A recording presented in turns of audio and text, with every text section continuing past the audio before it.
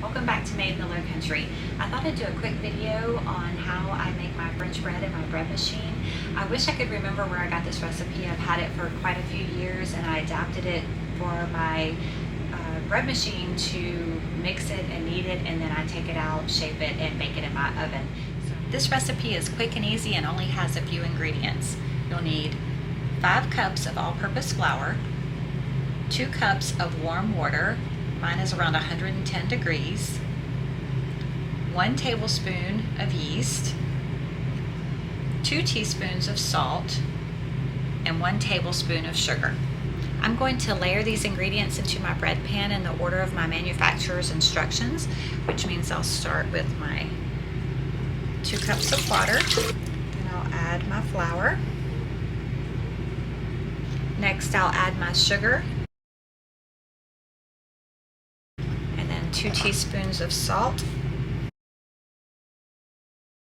Then I'll use my measuring spoon and make a little well. And add 1 tablespoon of yeast. Doesn't get much easier than this. Next I put my bread pan in my machine. Close the lid. For French bread you don't need a long cycle, so I'm actually just going to run a pizza. So I put it to dough, and then I choose pizza, which is a 50-minute cycle. Then I hit start. My machine has been mixing for 6 minutes, so let's take a look. Sometimes, this is a pretty big recipe, so sometimes a little bit of the flour will get stuck in the corners. I just take a little spatula, a little silicone spatula, just kind of help push it out. I don't always do this, but if I think about it, I will. We're about 15 minutes into the process and it's looking really nice. My bread is done, so now it's time to shape the loaves. I just lightly sprinkle my counter with a little bit of flour. Alright, so I'm just going to kind of fold it a little bit. Now you could measure this dough and divide it in half, but I'm just going to kind of look at it and roughly guesstimate.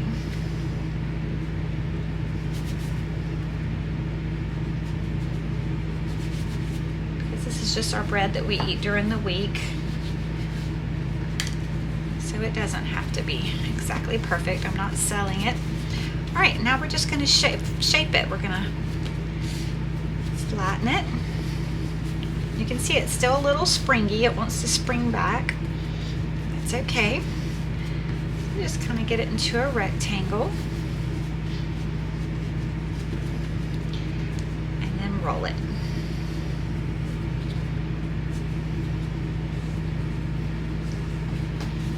Now I'm going to pinch these seams on the side where the roll meets. Just going to quickly pinch them, pinch the ends, flip it back over.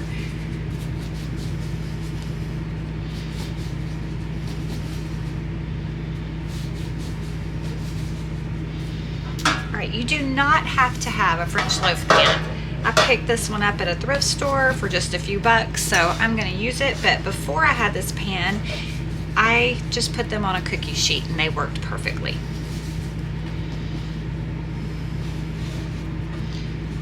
All right, let's repeat for the other half. I'll get a little bit more flour because my dough is just slightly sticky.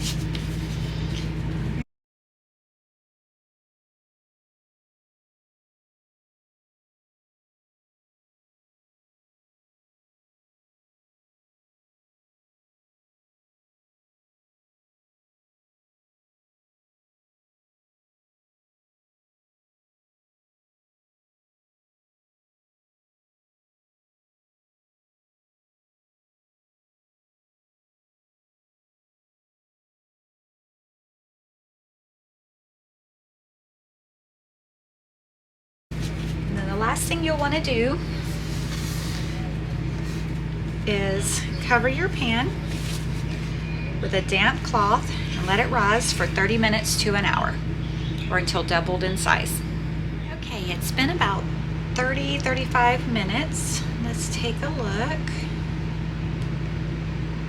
They haven't quite doubled in size, so I'm going to let them rise for about another 20 minutes or so, and then we'll take a look again. All right, it's been another 20 minutes, and yes, they are looking really, really good now. So I'm going to go preheat my oven, and then I'm going to come back and score these, and I'll see you in just a moment. Okay, my oven has been preheated to 400 degrees Fahrenheit. So next I'm just going to do 3 quick scores.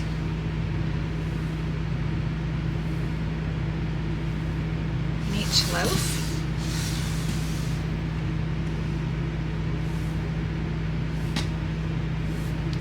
And then I'm going to bake for 22 to 24 minutes. I'm going to go ahead and cut one while it's hot. All right, it's hot.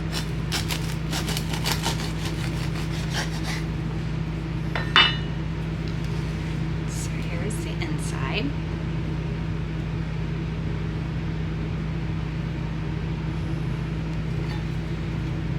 You know what? The end pieces are my favorite, so.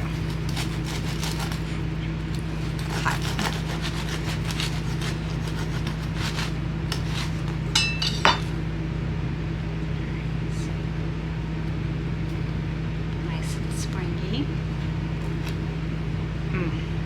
So good.